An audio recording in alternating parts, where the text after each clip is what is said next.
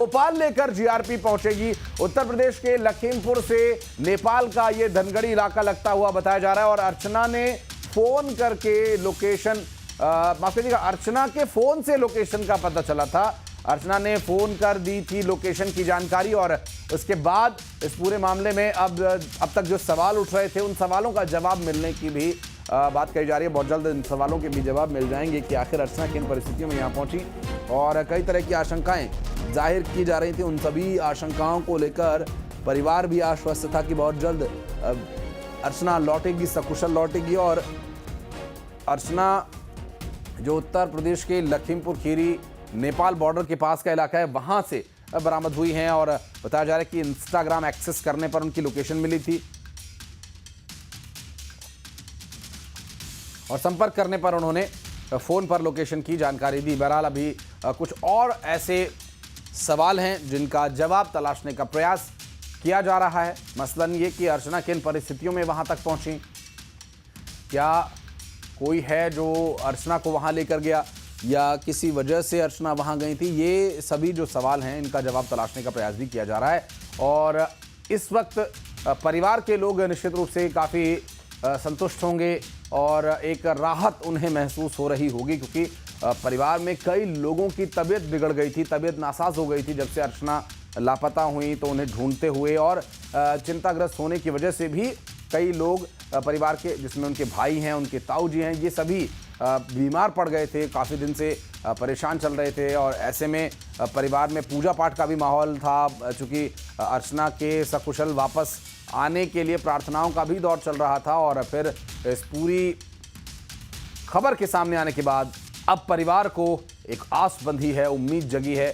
अर्चना ठीक हैं, परिवार अब निश्चित रूप से काफ़ी हद तक राहत महसूस कर रहा होगा, लेकिन सवाल उनके मन में भी यही चल रहे होंगे कि आखिर अर्चना किन परिस्थितियों में वहां तक पहुंची, क्योंकि परिवार बार बार यही कह रहा था कि उनकी बेटिया सीधा घर आती है, कहीं इधर उधर उसका जाना आना नहीं होता। तो इन सभी विषयों को लेकर कई तरह के जो प्रश्न उनके मन में हो रहे होंगे, उन प्रश्नों का उत्तर अर्चना संभवतः वापस आने के बाद दें परिवार के लोगों को।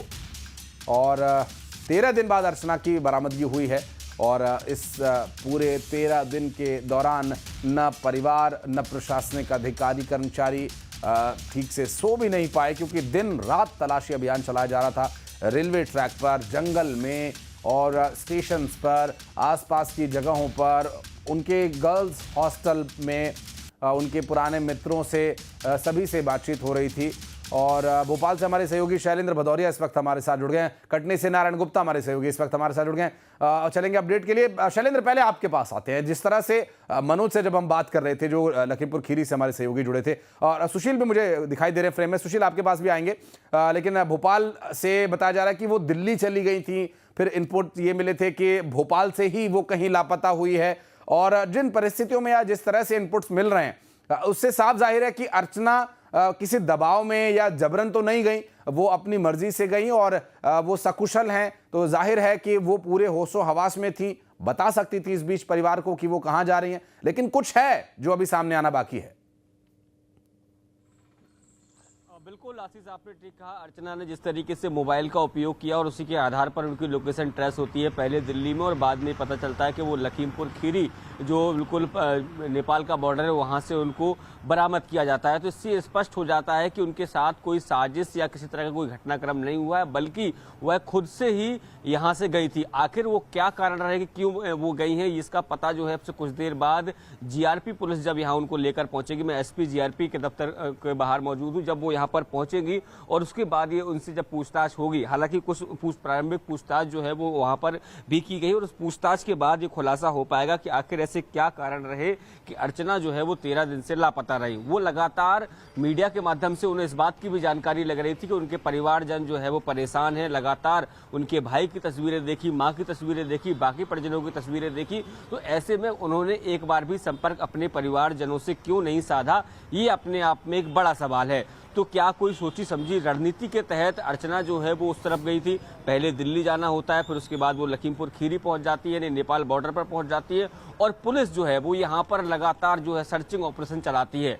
भोपाल से लेकर इटारसी और पिपरिया तक जो है वो लगातार रेलवे ट्रैक के आसपास खंगाला जाता है। वहां पर जो किसान काम करते हैं उनसे बात की जाती है। वो जिस बोगी में मौजूद थी B3 में, उसके जो यात्री थे उनसे बातचीत की जाती है। वहां पर जो RPF स्टाफ था, GRP स्टाफ था, उससे पूछताछ की जाती है। तमाम जो CCTV फुटेज खंगाले जाते हैं इंदौर से लेकर इटारसी और पिपरिया तक के, लेकिन और उनके हॉस्टल में पूछताछ की जाती है। लेकिन इस सब के बावजूद भी अर्चना जो है वो कहाँ है, इस बात का सुराग नहीं लगता है। लेकिन जैसे ही वो अपने फोन पर Instagram ID इंस्टॉल करती हैं, वैसे ही पुलिस को उनकी लोकेशन मिल जाती है और उसके बाद वो अपने घर पर भी बात करती हैं। तो इससे स्पष्ट हो चुका है कि जो उनके साथ कोई घटना दुर्घटना नहीं हुई थी, ना किसी तरह की कोई दबाव में थी। तो ऐसे में आखिर अब इसके पीछे क्या कारण रहे हैं, क्यों अर्चना वहां और जिन परिस्थितियों में ये पूरी घटना घटी, शैलेंद्र, परिवार के लोगों के मन में भी ये प्रश्न होंगे। नारायण के पास चलते हैं, हमारे सहयोगी इस वक्त कटनी से हमारे साथ जुड़े हुए हैं। नारायण, परिवार के लोगों के मन में भी ये सवाल आ रहे होंगे,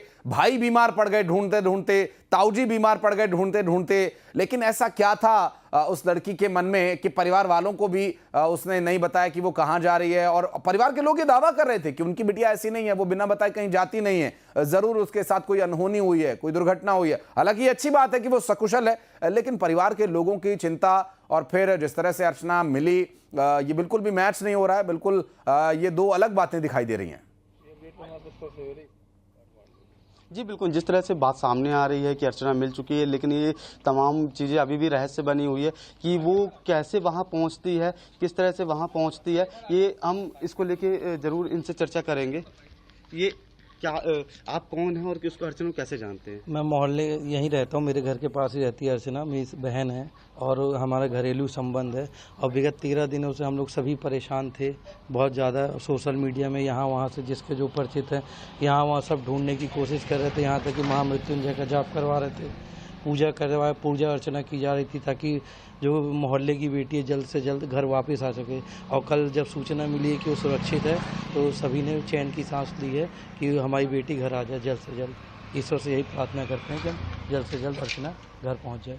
जिस तरह से बता रहे हैं कि अर्चना ना सिर्फ तिवारी परिवार की बेटी बल्कि पूरा कटनी और फिलहाल अभी जो पूरा मोहल्ला है, पूरा क्षेत्र है, वो काफ़ी खुश है। हम इनसे ये भी जानना चाहेंगे पढ़ाई में वो कैसी थी और क्षेत्र में उनका किस तरह का नहीं, पढ़ाई बहुत ही अच्छा नेचर था, बहुत ही अच्छा स्वभाव था और सिविल जज की तैयारी कर रही थी वो और पढ़ाई करी थी। वहाँ से कैसे रहस्यमय तरीके से गायब हुई वो कुछ नहीं, अब तो वो उसके मिलने के बाद पुलिस ही जस्टिफाई करके बता सकती क्या कैसी क्या। बिल्कुल, परिवार के साथ साथ नारायण आसपास के लोग भी देखिए चिंता में थे कि और होता भी है क्योंकि ऐसा भारतीय संस्कृति में ये हमेशा से चलन रहा है कि बहन बेटियां सभी की बहन बेटियां होती हैं, आपकी बहन हमारी बहन। ये मोहल्ले पड़ोस में और पुराने जो कॉलोनीज हैं उनमें इस तरह की प्रथा आज भी है।